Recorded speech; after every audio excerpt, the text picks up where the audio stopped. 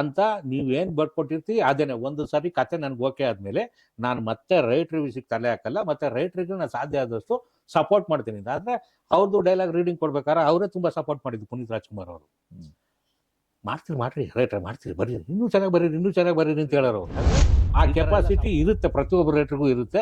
ಅದನ್ನು ನಮ್ಮ ನಿರ್ಮಾಪಕರುಗಳು, ನಿರ್ದೇಶಕರುಗಳು ಫಸ್ಟು ರೈಟ್ರಿಗೆ ಆ ಬೆಲೆ ಕೊಟ್ಟು ಮತ್ತೆ ಆ ಮಾನ್ಯತೆ ಕೊಟ್ಟರೆ ಯಾಕೆ ಸಿನಿಮಾ ರಂಗ ಹಿಟ್ಗಳಾಗಲ್ಲ, ಸಿನಿಮಾ ರಂಗ ಉದ್ಧಾರ ಆಗಲ್ಲ ಅಂತ ಅನ್ನೋದು ನಾನು ಮಾಡಿ ತೋರಿಸ್ತೀನಿ. ಆದರೆ ನಾನು ಡೈಲಾಗು ಮತ್ತು ಡೈರೆಕ್ಷನ್ನು ಕಥೆನೂ ಇವರೇ ಮಾಡ್ಕೊಂಡು ಡೈರೆಕ್ಟರ್ ಆದರೆ ಏನಾಗಿರುತ್ತೆ, ಡೈರೆಕ್ಟರ್ ಯಾರೇನು ಅವರೇ ಫೈನಲ್ ಮಾಡೋದು.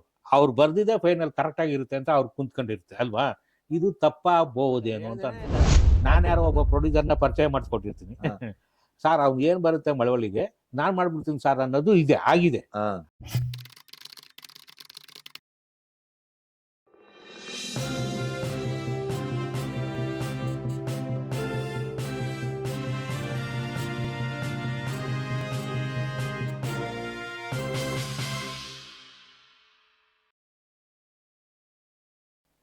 ನಿಮಗೆ ಪ್ರಭಾವ ಬೀರಿದ ನಿರ್ದೇಶಕರಿದ್ದಾರೆ? ತುಂಬಾ ಜನ ಇದ್ದಾರೆ ಸರ್. ಯಾರು? ಈಗ ಅದರಲ್ಲಿ ಅಂದ್ರೆ ಟೆಕ್ನಿಕಲ್ ಆಗಿ ನಮ್ಮ ರವಿ ಸರ್, ಟೆಕ್ನಿಕಲ್ ಆಗಲಿ ಬೇರೆ ವಿಷಯದಲ್ಲಿ ಏನೇ ಆಗಲಿ. ಆಮೇಲೆ ಅವ್ರದ್ದು ಸ್ಕ್ರಿಪ್ಟ್ ರೈಟಿಂಗ್ ಸ್ಟೈಲೇ ಬೇರೆ ಥರ ಇರುತ್ತೆ ಸರ್. ಒಂದು ತೋರಿಸಿದ್ರು ನೋಡ್ರಿ ನಂದು ಈ ಥರ ಇರುತ್ತೆ. ಈಗ ಫ್ಲ್ಯಾಶ್ ಬ್ಯಾಕ್ ಅಂತ ಕಥೆಲಿ ಏನಾದ್ರು ಬಂತು ಅಂತಂದ್ರೆ ಅದಕ್ಕೆ ಒಂದು ಕಲರ್ ಪೇಪರು ಏನು ಸರ್, ಡೈಲಾಗು ಅದ ಸೀನು, ಆ ಸೀನ್ ಪೇಪರ್ ಹೆಂಗಿರುತ್ತೆ. ಆಮೇಲೆ ಬೇರೆ ಈಗ ವಾಸ್ತವ ನಡೀತಾ ಇದೆ ಅಂದ್ರೆ ಅದು ಗ್ರೀನು, ಆ ಥರ ಇದ್ದಾರದೆಲ್ಲ ತೋರಿಸಿದ್ರು. ಎಷ್ಟು ಖುಷಿ ಆಗುತ್ತೆ ಸರ್ ಅಂಥದ್ದೆಲ್ಲ. ಈ ಥರದ್ದೆಲ್ಲ ನಮಗೆ ಒಂದು ಬಂಡಲ್ ಪೇಪರ್ ಇಸ್ಕೊಡೋದೇ ಕಷ್ಟ ಇರುತ್ತೆ.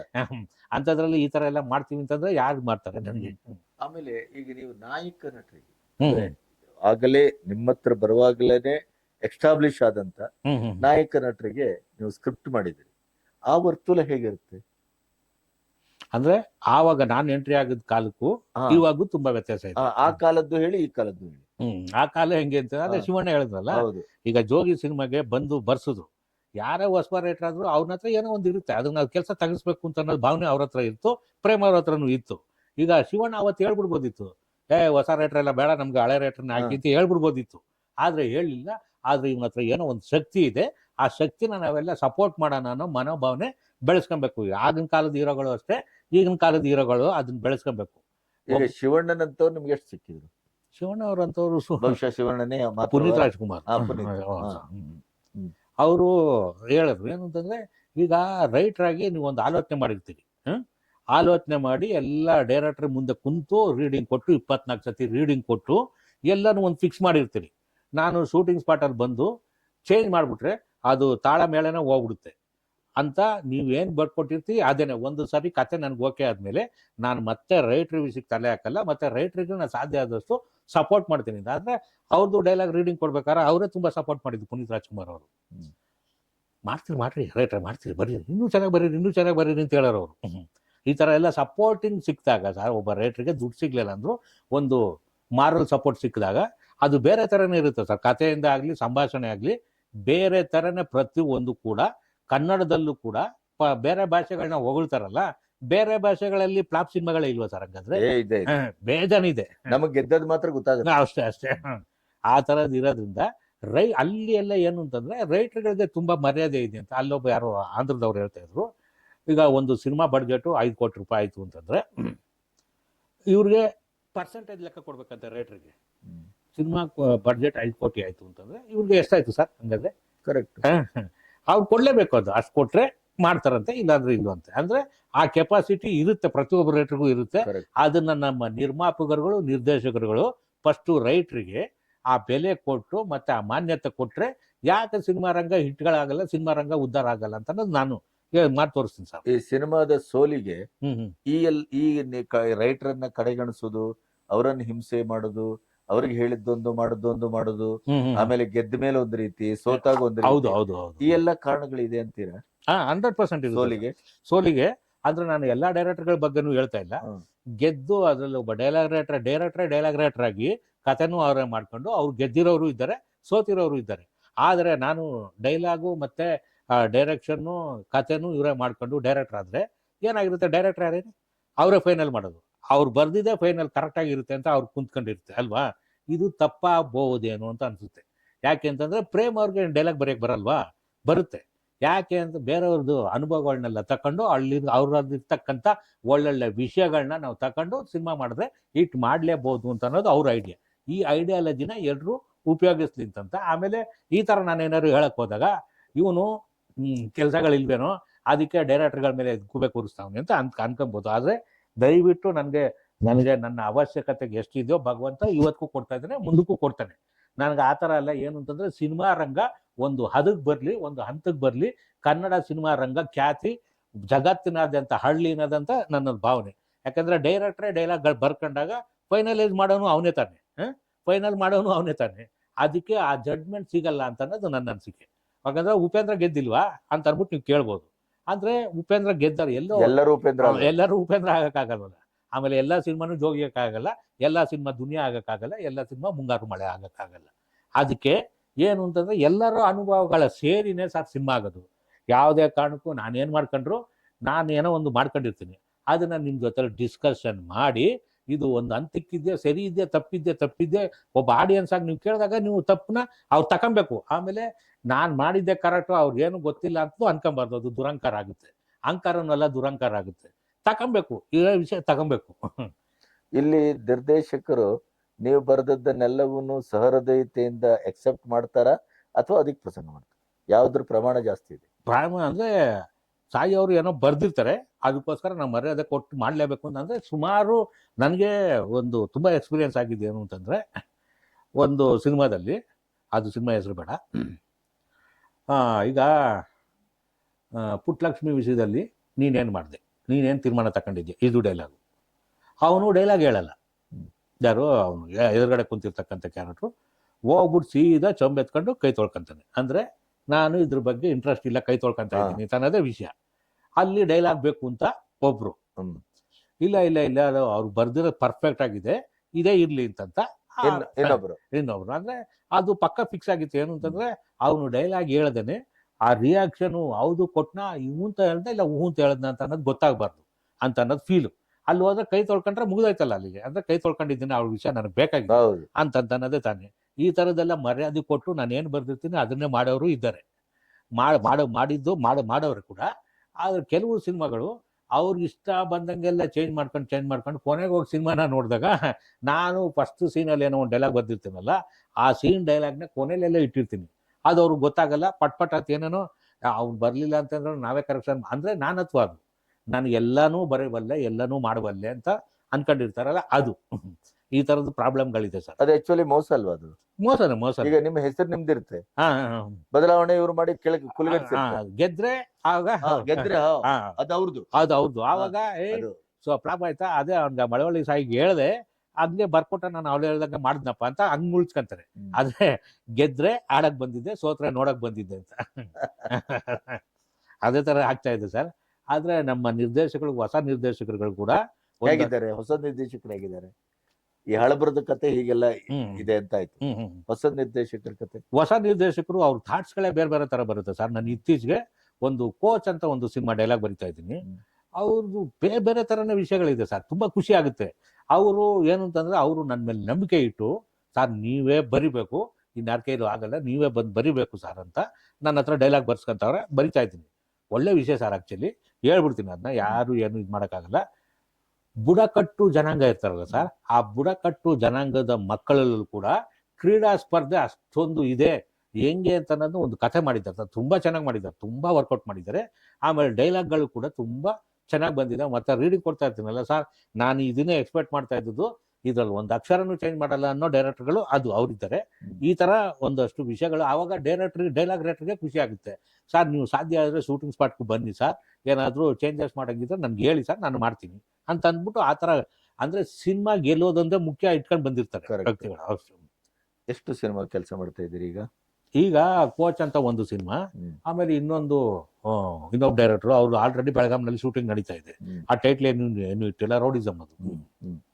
ಈಗ ಸಾಯಿ ಕೃಷ್ಣ ಅವರಿಗೆ ಕೆಲಸ ಇದೆಯಾ? ನಡೀತಾ ಇದೆ ಸರ್. ನಾನು ಏನ್ ಮಾಡ್ತೀನಿ ಅಂತಂದ್ರೆ, ಯಾವ್ದಾದ್ರು ಸಿನಿಮಾಗೆ ಸಾಂಗ್ ಬರಿ ಅಂತಂದ್ರೆ ಸಾಂಗ್ ಬರಿತೀನಿ, ಇಲ್ಲ ಮಧ್ಯದಲ್ಲಿ ಬಂದು ಕ್ಯಾರೆಕ್ಟರ್ ಮಾಡು ಅಂತಂದ್ರೆ ಕ್ಯಾರೆಕ್ಟರ್ ಮಾಡ್ತೀನಿ ಸರ್. ಈಗ ಮಧ್ಯದಲ್ಲಿ 2-3 ಸಿನಿಮಾ ಕ್ಯಾರೆಕ್ಟರ್ ಮಾಡಿದ್ದೀನಿ. ಈ ಅಭಿನಯದ ಅನುಭವ ಏನು? ಅಭಿನಯ ಅನುಭವ ನನಗೆ ಫಸ್ಟ್ ಸಿನಿಮಾದೆ. ಫಸ್ಟ್ ಸಿನಿಮಾಲಿ ಏನು ತೋರಿಸಿತ್ತು ಅಂದ್ರೆ, ನನಗೆ ನನಗೆ ಏನೊಂದು ಗೊತ್ತಿಲ್ಲ, ಆಗಲ್ಲ ಅನ್ನೋ ಮಾತೇ ಇರ್ತಾ ಇರಲಿಲ್ಲ. ನನ್ನ ಕ್ಯಾರೆಕ್ಟರ್ಗೆ ಒಬ್ರು ಯಾರೋ ಒಬ್ರು ಆರ್ಟಿಸ್ಟು ಫಿಕ್ಸ್ ಆಗ್ಬೇಕಂತ ಅವ್ರು ಡೇಟ್ ಸಿಗ್ಲಿಲ್ಲ. ಸಾಯಿ ಅವ್ರ ಕೈಲೇ ಮಾಡಿಸ್ಬಿಡ್ರಿ ಅಂತಂದ್ರು. ನೀವು ನೋಡಿ ಆ ಸಿನಿಮಾನ, ಕಲರ್ ಸಿನಿಮಾನ, ಅದ್ರಲ್ಲಿ ಫಿಟ್ಟಿಂಗ್ ಕ್ಯಾರೆಕ್ಟರ್ ನಾನೇ. ಅಲ್ಲಿಂದ ಫಸ್ಟ್ ಕ್ಯಾಮ್ರಾ ಎದುರಿಸಿದ್ದೆ ಅಲ್ಲಿ. ಆಗ ಬತ್ಕೊಂಡು ಹೇಳಿದೆ, ಚೆನ್ನಾಗೇ ಮಾಡ್ತಿರೋದ್ರಿ, ಡಬ್ಬಿಂಗು ನೀವೇ ಮಾಡ್ಬಿಡಿ ಅಂತ ನಮ್ಮ ಡೈರೆಕ್ಟರ್ ಹೇಳಿದ್ರು. ಆ ಥರ ನಮ್ಮಲ್ಲಿ ಇರ್ತಕ್ಕಂಥ ಶಕ್ತಿನ ಒಬ್ಬ ನಿರ್ದೇಶಕ ಕಂಡಿಡಿದು ಅವನಿಗೊಂದು ಪ್ರೋತ್ಸಾಹ ಕೊಟ್ಟಾಗ ಅವನು ಏನೋ ಒಂದು ಮೊಗ್ಗಾಗಿದ್ದವನು ಹೂವಾಗ ಅಳ್ತಾನೆ ಅನ್ನೋದು. ಹೌದು ಸರ್. ಸುಮಾರು ಎಷ್ಟು ಸಿನಿಮಾ ಮಾಡಿ? ಕ್ಯಾರೆಕ್ಟರ್ಗಳು ಬಂದು ಒಂದು 25 ಸಿನಿಮಾ ಮಾಡಿದ್ದೀನಿ. ಸಾಂಗ್ಗಳು ಒಂದು 15 ಸಿನಿಮಾಗೆ ಏನೋ ಬರ್ದಿದ್ದೀನಿ. ಅದ್ರಲ್ಲಿ ಕಾಂಟ್ರವರ್ಸಿ ಸಾಂಗೇ ಒಂದು, ಮೇಲ್ಕೋಟೆ ಸಾಂಗು. ಅದೇನಾಯ್ತು ಕೊನೆಗೆ ಏನೂ ಆಗಿಲ್ಲ. ಆದ್ರೆ ಮೇಲ್ಕೋಟೆನೇ 7 ಕೋಟೆ ಮಾಡಿದ್ವು ಅಷ್ಟೇ. ಅದು ನಾನು ಆಕ್ಚುಲಿ ಆ ಊರ್ ಮೇಲೆ ಬರಿಬೇಕು ಅಂತಿಲ್ಲ, ಸೌಂಡ್ ಚೆನ್ನಾಗಿದೆ ಅಂತ ಅನ್ನೋದು ಇದಕ್ಕೋಸ್ಕರ ಬರ್ದೆ. ಅಲ್ಲಿ ನೋಡಿದ್ರೆ ಬೇರೆ ಬೇರೆ ಕ್ಯಾಸ್ಟಿಸಮ್ಗೆಲ್ಲ ತಿರ್ಕೊಂಡ್ಬಿಡ್ತಾರೆ. ಆಮೇಲೆ ಯಾಕಪ್ಪ ಬೇಕು ಒಂದು ಸಾಹಿತ್ಯದಿಂದ ಹಿಂಗೆಲ್ಲ ಆಗೋದು ಬೇಡ ಅಂತ ಅಂದ್ಬಿಟ್ಟು ಚೇಂಜ್ ಮಾಡಿದ್ವಿ, 7 ಕೋಟೆ ಹುಡುಗಿ ಅಂತ ಅಂದ್ಬಿಟ್ಟು ಮಾಡಿದ್ವಿ. ನಿಮ್ಮ ಬರೆದ ಹಾಡುಗಳಲ್ಲಿ ನಿಮಗೆ ಅತ್ಯಂತ ಖುಷಿ ಕೊಟ್ಟದ್ದು ಯಾವುದು? ಈಗ ಮೊನ್ನೆ ಮಿಸ್ಟರ್ ಮೊಮ್ಮಗ ಅನ್ನೋ ಒಂದು ಸಿನಿಮಾಗೆ ರಂಗಾಯಣ ರಘುನೇ ಹೀರೋ, ಆಕ್ಚುಲಿ ಇನ್ನೊಬ್ರು ಹೀರೋ, ಆದ್ರೆ ತಾತನ ಕ್ಯಾರೆಕ್ಟರ್ ಕಥೆಲಿ ಹೀರೋ. ಅದರಲ್ಲಿ ಆ ಮೊಮ್ಮಗನಿಗೆ ತನ್ನ ಲಾಲಿ ಹಾಡನ್ನ ತಾಯಿ ಇಲ್ಲದೆ ಹೇಳ್ತಾನೆ. ಅದೊಂದು ತುಂಬಾ ಚೆನ್ನಾಗಿ ಬಂದ. ಆ ಸಾಂಗ್ ಬೇಕಾದ್ರೆ ನೀವು ಕೇಳ್ಬೋದು, ಮಿಸ್ಟರ್ ಮೊಮ್ಮಗ ಅಂತ. ಆಕಾಶ ಚಂದ್ರಮ ಚಂದವಿಲ್ಲ ಅನಿಸಿದೆ ಅಂತ ಒಂದು ಸಾಂಗ್ ಬರ್ದಿದ್ದೀನಿ. ಅದು SP ಬಾಲಸುಬ್ರಹ್ಮಣ್ಯ ಮಾಡಿದ್ರು, ತುಂಬಾ ಚೆನ್ನಾಗಿದೆ ಸರ್. ಅದು ನನಗೆ ಖುಷಿ ಕೊಟ್ಟಿತ್ತು. ಮತ್ತೆ ಸಂಭಾವನೆ ಬರಲಿಲ್ಲ ಅಂತ ಅನ್ನೋಕ್ಕಿಂತ ನನಗೆ ಖುಷಿ ಕೊಟ್ಟಿದ್ದದು. ಡೈಲಾಗು ನಾನೇ ಬರೆದೆ ಮಿಸ್ಟರ್ ಮೊಮ್ಮಗ ಸಿನಿಮಾಗೆ, 2 ಸಾಂಗು ಕೂಡ ನಾನೇ ಬರೆದೆ. ನನ್ನ ಜೊತೆ ನಾಗೇಂದ್ರ ಪ್ರಸಾದ್ ಅವರು ಕೂಡ 3 ಸಾಂಗ್ ಬರೆದ್ರು. ಇದು ಖುಷಿ ಆಗುತ್ತೆ. ಆಮೇಲೆ ಸತ್ಯ ಇನ್ ಲವ್ ಅಲ್ಲಿ ಡೈಲಾಗ್ ಜೊತೆಗೆ ಸಾಂಗು ಬರ್ದೆ. ಶಂಕರ್ ಮಾದೇವ್ ನಾಡಿದ್ರು, ಬಂದ ಬಂದ ಬಂದ ಕೋಲೆ ಬಸವ, ಆ ಸಾಂಗು ಬರ್ದೆ. ಆ ಥರ ಒಂದೊಂದು ನನಗೆ ಖುಷಿ ಆಗುತ್ತೆ. ಏನು ನಮ್ಗೆ ದುಡ್ಡುಗಳು ಬರಲಿಲ್ಲ ಅಂದ್ರೂ ಪರವಾಗಿಲ್ಲ, ಬಟ್ ನಮ್ಗೆ ತೃಪ್ತಿ ಆಗುವಂಥ ಒಂದು ಕೆಲಸಗಳು ಕೊಟ್ಟರೆ ಸಾಕು. ಆಮೇಲೆ ಅದರಲ್ಲಿ ಏನು ಹೆಚ್ಚು ಕಮ್ಮಿ ಇದ್ರು ಅದನ್ನ ಏನು ತಪ್ಪಿದೆ ಏನು ಸರಿ ಇದೆ ಅಂತ ತೂಗಿಸುವಂಥ ಒಂದು ನಿರ್ದೇಶಕ ಸಿಗಬೇಕು ಅಂತ ಅನ್ನೋದು ನನ್ನ ಆಸೆ. ನಾಗೇಂದ್ರ ಪ್ರಸಾದ್ ಅವರ ಗರಡಿಯಲ್ಲಿ ಏನು ಕಲ್ತ್ರಿ? ನಾಗೇಂದ್ರ ಪ್ರಸಾದ್ ಅವ್ರ ಗರಡಿಯಲ್ಲಿ ತುಂಬ ಕಲಿತೆ ಸರ್. ತುಂಬ ಕಲಿತೆ. ಡೈಲಾಗು ಬರೆಯೋದು ಹೆಂಗೆ ಬರೀಬೇಕು, ಯಾವ ಕ್ಯಾರೆಕ್ಟರೈಸೇಷನ್, ಅದು ಯಾಕಂದ್ರೆ ಮೊದಲೇ ರಂಗಭೂಮಿಯಿಂದ ಬಂದವರಲ್ವಾ. ಒಂದೊಂದು ಇಂಚಿಂಚು ಕೂಡ ಅವರು ರಿಮೇಕ್ ಸಿನಿಮಾಗಳಾದರೂ ಕೂಡ ಆ ಇಂಚಿಂಚು ಕೂಡ ತುಂಬ ಸೂಕ್ಷ್ಮವಾಗಿ ಆಳವಾಗಿ ನನಗೆ ಹೇಳ್ಕೊಟ್ರು. ನೋಡು, ಕೆಲವೊಂದು ಸಂಪ್ರದಾಯಗಳು ನೇಟಿವಿಟಿ ನಮ್ಮಲ್ಲಿರಲ್ಲ, ಅಲ್ಲೆಲ್ಲೋ ರಿಮೇಕ್ ಮಾಡಿದಾಗ ಸೇಮ್ ಅದನ್ನೇ ಇಟ್ಬಿಡ್ತಾರೆ. ಆ ಥರ ಎಲ್ಲ ನಾವು ಮಾಡಬಾರ್ದು ಅಂತಂದ್ಬಿಟ್ಟು ಹೇಳಿದ್ರು. ಅಂದರೆ ಈಗ ಒಂದು ಸಿನಿಮಾ, ಅದು ಯಾವ ಸಿನಿಮಾ ಅಂತ ನಾನು ಹೇಳಲ್ಲ ಹೆಸರು. ಅಲ್ಲಿ ಏನಾಗುತ್ತೆ, ಊಟ ಮಾಡಿಬಿಟ್ಟು ಆ ಊಟದ ಕೆಳಗೆ ಎಲೆ ಕೆಳಗಡೆ ದುಡ್ಡು ಇಟ್ಬಿಟ್ಟು ಹೋಗ್ತಾರೆ. ಅದು ಅಲ್ಲಿನ ಸಂಪ್ರದಾಯ. ನಮ್ಮ ಕರ್ನಾಟಕದಲ್ಲಿ ಆ ಸಂಪ್ರದಾಯನೇ ಇಲ್ಲ, ನಮ್ದು ಇದೇ ಇಲ್ಲ. ಅದನ್ನ ಬೇರೆ ಮಾಡ್ಬೋದಿತ್ತು, ಹಂಗೆ ಮಾಡಿಬಿಟ್ರೆ ಆಗ ಆ ಸಿನಿಮಾಗೂ ನಿನಗೂ ಏನು ವ್ಯತ್ಯಾಸ ಆಗುತ್ತೆ, ಹಂಗೆ ಮಾಡಬಾರ್ದು ಅಂತಂದ್ಬಿಟ್ಟು ಒಂದಷ್ಟು ವಿಷಯಗಳು ಹೇಳ್ಕೊಟ್ರು. ಆವಾಗಿಂದ ಸುಮಾರು ಅಬ್ಸರ್ವ್ ಮಾಡ್ಕೊಂತ ಬಂದೆ. ಆ ಸಂಭಾಷಣೆ ಬರೆದು ಯಾವ ಸ್ಟೈಲಲ್ಲಿ ರೀಡಿಂಗ್ ಕೊಡಬೇಕು ಅಂತ ಅನ್ನೋದು ಕೂಡ ಅವರಿಂದ ಕಲಿತೆ. ಸೊ ಈಗ ಇಡೀ ಪ್ರಯಾಣದಲ್ಲಿ ನಿಮಗೆ ಮರೆಯಲಾರದ ಕೆಲವು ಘಟನೆಗಳೇನು? ಮರೆಯಲಾರದ ಘಟನೆಗಳು ಅಂತಂದ್ರೆ ಅಷ್ಟೇ ಸರ್.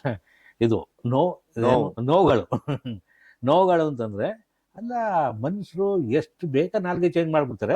ನಾಲ್ಗೆ ಬದ್ಧತೆನೇ ಇಲ್ಲ. ಕೊಡ್ತೀನಿ ಅಂತಂತಾರೆ, ಅಟ್ಲೀಸ್ಟ್ ಕೊಡಲ್ಲ ಅಂತ ಹೇಳ್ಬಿಟ್ರೆ ಸಮಾಧಾನ, ನಾವೇನೋ ಒಂದು ಮಾಡ್ಕೊಬೋದು. ಕೊಡ್ತೀನಿ ಅಂತ ಹೇಳ್ಬಿಟ್ಟು ಜೊತೆಲಿ ಇದ್ಕೊಂಡು ಚಾಕು ಹಾಕೋದಿದೆಯಲ್ಲ ಅದು. ಆಮೇಲೆ ಜೊತೆಗೆ ಸಿನಿಮಾ ರಂಗದಲ್ಲಾಗ್ಲಿ ಯಾವ್ದು ರಂಗದಲ್ಲೇ ಆಗ್ಲಿ ಹಿತಶತ್ರುಗಳ ಜೊತೆಲಿ ಇರಬಾರ್ದು ಸರ್. 100%. ಈ ಸಿನಿಮಾದಲ್ಲಿ ಏನು ಮಿತ್ರರು ಜಾಸ್ತಿಯಾ ಹಿತಶತ್ರುಗಳು ಜಾಸ್ತಿ? ನನಗೆ ಹಿತಶತ್ರುಗಳು ಜಾಸ್ತಿ ಆಗ್ಬಿಟ್ರು. ಯಾಕದು? ಯಾಕೆಂತಂದ್ರೆ ಅವ್ರಿಗೆ ಏನು ಅಂತಂದ್ರೆ, ಈಗ ಸಾಯಿ ಮಾತ್ರ ನಾವು ಎಷ್ಟು ವರ್ಷ ಸಾಯಿ ಕೆಳಗಡೆನೆ ಕೆಲಸ ಮಾಡೋಣ ಅಂತ ಅನ್ಕೊಂಡಿರ್ತಾರೆ ಒಂದು. ಆಮೇಲೆ ಅವನ್ಗೆ ನನ್ನ ಜೊತೆಲಿ ಇದ್ದವನ್ಗೆ ಒಂದು ಸಿನಿಮಾ ಸಿಕ್ಕಿದ್ರೆ ಖುಷಿ ನನಗೂ. ಯಾಕೆಂದ್ರೆ ಪ್ರೇಮ ಅವರಿಂದ ನಾನು ಕಲ್ತ್ಕೊಂಡ್ ಬಂದಿದ್ದೀನಿ, ನಾಗೇಂದ್ರ ಪ್ರಸಾದ್ ಅವರಿಂದನೂ ಕಲ್ತ್ಕೊಂಡ್ ಬಂದಿದ್ದೀನಿ, ಕಲ್ಯಾಣ ಅವ್ರ ಹತ್ರನೂ ಕಲ್ತ್ಕೊಂಡ್ ಬಂದಿದ್ದೀನಿ. ತಮ್ಮ ಜೊತೆಲಿ ಇದ್ದವರು ಬೆಳಕಂತ ಹೋದ್ರೆ ನಾವು ಖುಷಿ ಕೊಡ್ಬೇಕು ಮತ್ತೆ ಅವ್ರಿಗೆ ಸಪೋರ್ಟ್ ಮಾಡ್ಬೇಕು ಅಂತ. ಅವ್ರಾಗಿದ್ದವ್ರೆ ಏನು ಯೋಚನೆ ಮಾಡ್ಕೊಂಡ್ಬಿಡ್ತಾರೆ, ನನ್ ಕತ್ರಿ ಹಾಕ್ಬಿಟ್ರೆ ಅಂತ ಅನ್ಬಿಟ್ಟು ಅವ್ರು ಅನ್ಕೊಂತಾರೆ. ನಿಮ್ಗೆ ಹೇಳ್ದೇನೆ ನಾನು ಯಾರೋ ಒಬ್ಬ ಪ್ರೊಡ್ಯೂಸರ್ನ ಪರಿಚಯ ಮಾಡಿಸ್ಕೊಟ್ಟಿರ್ತೀನಿ. ಸರ್ ಅವ್ನು ಏನ್ ಬರುತ್ತೆ ಮಳವಳ್ಳಿಗೆ ನಾನ್ ಮಾಡ್ಬಿಡ್ತೀನಿ ಸರ್ ಅನ್ನೋದು ಆಗಿದೆ. ಅದು ಆಗಿದೆ.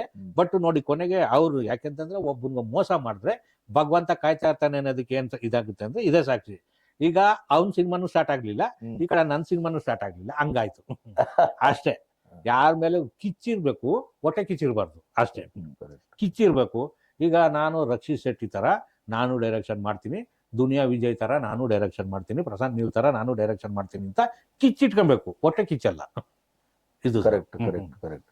ನೀವು ಈಗಲೂ ಇಂಥ ಒಂದು ವಿಷಮ ಪರಿಸ್ಥಿತಿ, ಹೇಳುದೊಂದು ಮಾಡೋದೊಂದು, ಒಟ್ಟಿಗಿದ್ದವರೇ ಬೆನ್ನಿಗೆ ಚೂರಿ ಹಾಕುವಂಥದ್ದು, ಈ ಸಿನಿಮಾದಲ್ಲಿ ಆದರ್ಶದ ಪಾಠ ಮಾಡೋದು, ವೈಯಕ್ತಿಕ ಜೀವನದಲ್ಲಿ ಪ್ರಾಕ್ಟಿಕಲ್ ಆಗಿ ಅತ್ಯಂತ ಖರಾಬಾದ ವರ್ತನೆ ತುಂಬಾ ಇದೆ. ಹೌದು. ಇದನ್ನೆಲ್ಲ ನೋಡಿ ಏನ್ ಅನಿಸ್ತದೆ? ಅದನ್ನೆಲ್ಲ ನೀವು ಸ್ವಲ್ಪ ಬಿಟ್ಕಂತ ಬಂದ್ರೆ ಏನು ಅಂತಂದ್ರೆ ನಿಟ್ಟುಸಿರುಗಳಿದೆಯಲ್ಲ ಸರ್, 100% ಸೋಗ್ಬಿಡುತ್ತೆ. ಅವನೆಂತ ಇದಾಗ್ಬಿಟ್ರು ಕೂಡ, ಎಂಥ ಮೇಧಾವಿ ಆದ್ರೂ ಕೂಡ ಅವ್ನ ಮನಸ್ಸನ್ನ ನಿಟ್ಟುಸಿರು ಇದೆಯಲ್ಲ, ಅವನದು ಶಾಪ ಅನ್ನೋದಿದೆಯಲ್ಲ, ಅದು ಬಿದ್ದ್ಬಿಡುತ್ತೆ. ಅದನ್ನ ಬಿಟ್ಟು ಆದಷ್ಟು ಒಳ್ಳೆ ಎಷ್ಟು ದಿವಸ ಬದುಕ್ಬಿಡ್ತೀವಿ ಸರ್. ಅಮ್ಮಮ್ಮ ಅಂದ್ರೆ ನಾವು ಏನು 100 ವರ್ಷನಾ? 100 ವರ್ಷನೂ ಇಲ್ಲ, ಈಗ 1000 ವರ್ಷ ಬದುಕ್ಬಿಡ್ತೀವ? ಆಗಲ್ಲ. ಅಷ್ಟೇ. ಯಾವತ್ತಿದ್ರು ನಾವು ಮಣ್ಗೋಗದೆ ಬೆಂಕಿಗೆ ಹೋಗೋದೆ ಅಂತ ತಿಳ್ಕೊಂಬಿಟ್ರೆ ಅವಾಗ ಪ್ರತಿಯೊಬ್ಬರಿಗೂ ನಾವು ಸಾಧ್ಯ ಆದಷ್ಟು ನಮ್ಮ ಕೈಲಿ ಒಳ್ಳೇದು ಮಾಡೋಕ್ಕಾಗಲಿಲ್ಲ ಅಂದ್ರೆ ಸುಮ್ಮನಿದ್ಬಿಡೋಣ ಅಂತ ಸುಮ್ಮನಿರ್ಬೇಕು. ಆ ಹಿತಶತ್ರುಗಳದ್ದು ಅದೇನೆ, ಆ ಥರ ಕಷ್ಟ.